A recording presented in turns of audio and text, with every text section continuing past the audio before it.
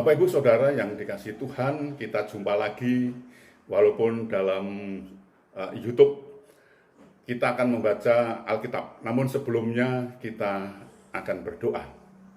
Ya Tuhan, kami mengucap syukur dan terima kasih atas kesempatan yang Kau berikan kepada kami untuk kami bisa bertemu dengan rekan-rekan kami di YouTube ini Bapak. Ya Tuhan, kami akan membaca Alkitab. Buatlah kami bisa memahami apa yang Tuhan kehendaki, bisa melakukan, bisa juga memberitakan. Dalam nama Tuhan Yesus kami berdoa. Amin. Bacaan Alkitab kita dari Galatia 6 ayat yang kedua. Bertolong-tolonglah menanggung bebanmu. Demikianlah kamu memenuhi hukum Kristus. Demikian pembacaan Alkitab, terpujilah Kristus, haleluya. Bapak Ibu Saudara yang dikasihi Tuhan, di zaman now atau zaman sekarang ini, kita banyak disuguhi berita-berita dan yang sulit kita membedakannya, yaitu apakah itu berita yang benar atau itu berita bohong atau hoax. Karena semuanya berpenampilan yang menarik dan meyakinkan untuk dibaca, untuk didengar, bahkan untuk dilihatnya.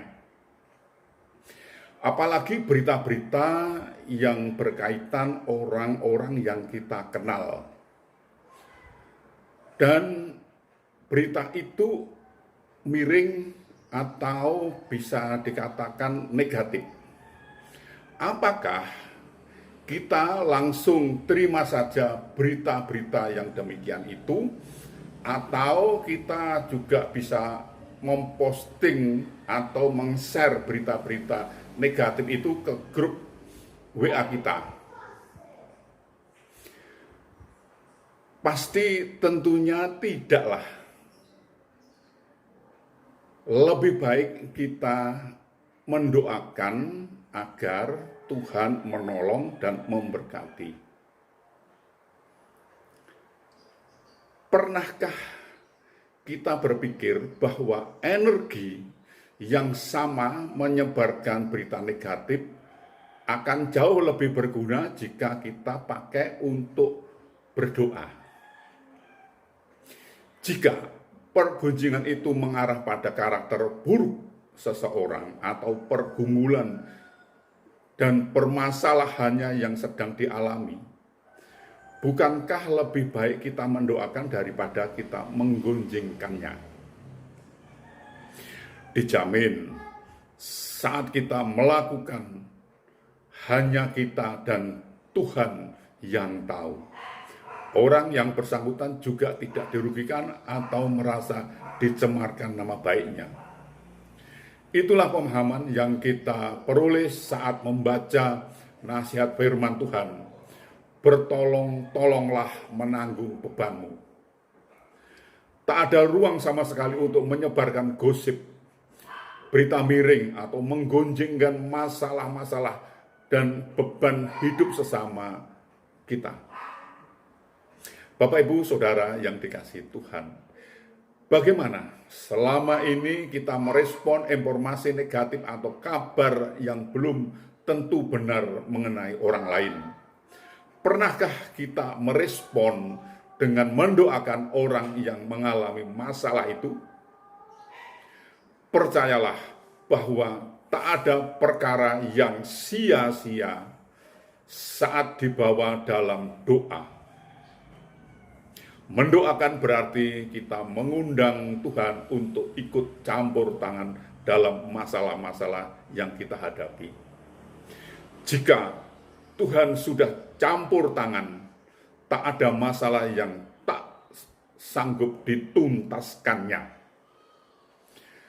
Kesediaan berempati dan ikut pikul beban adalah bukti kehidupan dalam kasih. Tuhan menolong dan memberkati kita. Amin. Mari kita berdoa. Ya Tuhan, sungguh indah dan luar biasa pemberitaan firman pada saat ini Bapa. Ya Tuhan, kami diajari untuk merespon semua berita, itu perlu disaring dulu kebenarannya. Apakah itu berita yang benar atau berita bohong, Bapa. Sehingga kami lebih bijaksana meresponnya, Bapa. Kalau memang itu beritanya berita yang negatif atau yang miring, ajarilah kami agar kami bisa mendoakan daripada menggosipkan. Lebih baik kami bisa berdoa ya Bapak, agar Tuhan bisa menolong teman-teman atau saudara-saudara kami yang mendapatkan pergumulan yang berat itu Bapak. Tuhan tolonglah kami agar kami bisa melakukannya. Ya Bapak, tolonglah juga rekan-rekan kami yang sedang sakit, Tuhan menolong dan Tuhan menyembuhkan mereka. Dan kepada teman-teman kami yang sedang mencari pekerjaan, Tuhan membuka jalan agar mereka semua mendapatkan pekerjaan. Dan yang sudah waktunya untuk berumah tangga, Tuhan mempertemukan dengan jodohnya agar mereka juga berpasangan Bapak. Ya Tuhan, tolonglah kami semua Bapak. Tuhan, ampunilah segala dosa dan salah kami sehingga kami layak untuk memohon pertolongan Tuhan. Dalam nama Tuhan Yesus kami berdoa. Amin.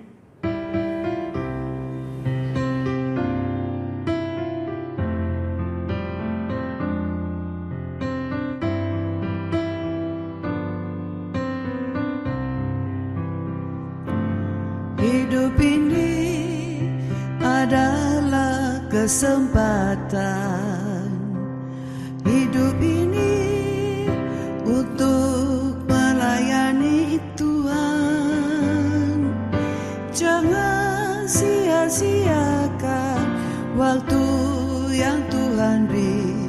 Hidup ini hanya sementara.